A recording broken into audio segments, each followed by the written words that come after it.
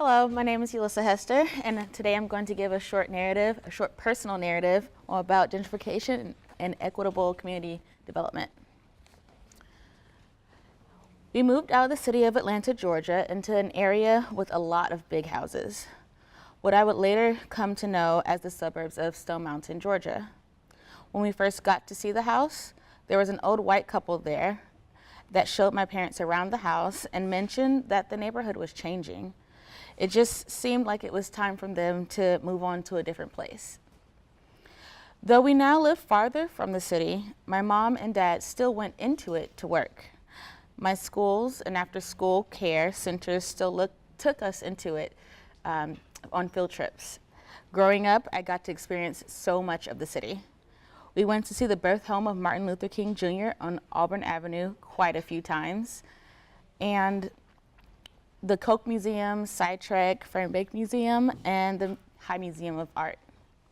I even got to go to see underground Atlanta a few times before it changed too much, as some of the older people would say, before it was sold to an outside developer and finally closed this past August. I saw the city every time we had to drive my dad to work. One time on the way back, he pointed out the project housing off the interstate. A few years after that, it was the lot where the project housing used to be.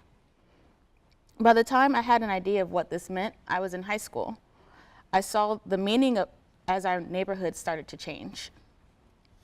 I came to know that when we first moved in years ago, we came in towards the tail end of white flight from our neighborhood, yet there were still some white people living in the area. Now it seemed that there are barely any, and some of the houses and apartment complexes near me had turned into Section 8 housing, though through one of the many Section 8 housing programs offered to low-income people who suddenly needed housing. More Black people were moving in, many of them from the demolished projects. Fast forward to the time after I graduated high school, graduated college. I've been gone from the city for some years now, and the city is still changing. I'm back home conducting research at a local university. I'm living in an area that has undergone redevelopment, and I have favorite coffee shops, restaurants, and thrift stores in nearby areas that have undergone redevelopment as well. During this time, I had a conversation with a man from Atlanta who told me about all of the changes that were taking place, changes that no one seemed to know about until they saw it happening, changes that would cause still more changes for the people who live there. The planning meetings, the redevelopment, the forced relocation.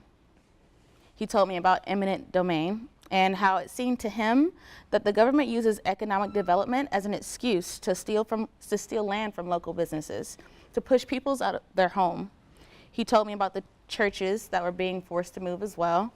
He told me how the government made laws so that they got to decide that throwing a sum of money at people was sufficient in exchange for a person's space in their own community. I asked him in all of this, where did they put the people when they did this? Were they even still in the city? Were they all in the suburbs? I recall a time when I went back home to visit to celebrate a major event with a friend, and I told my father where we were going to celebrate. He looks at me strangely and goes, "Edgewood, y'all need to be careful over there.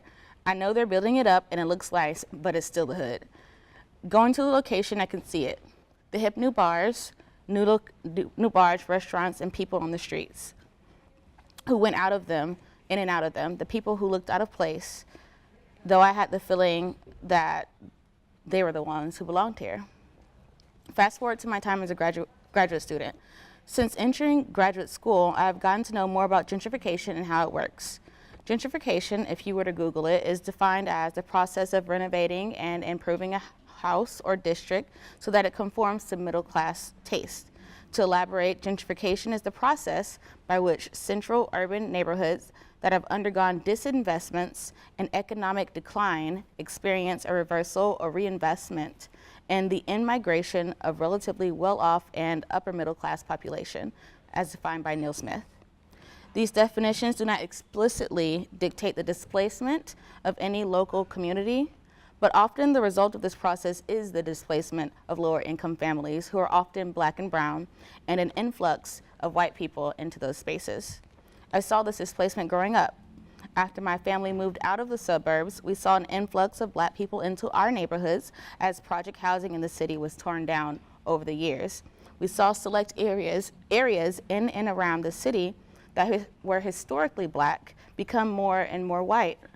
Old Fourth Ward, Cabbagetown, Kirkwood, downtown Decatur, East Atlanta, Edgewood.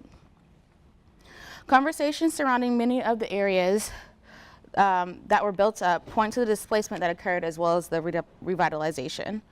I recall hearing much of the same mixed conversation about them, mostly that it was looking nice over there and they liked some of what was done, but they don't like how folks were pushed out of the area because of unaffordable housing.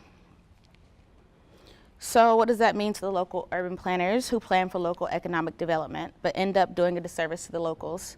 What does this mean for leaders in these communities? Instead of gentrification and what we often see to go along with it, what if we saw something that was more equitable community development? The city of Atlanta has made some progress towards accomplishing more equitable community development.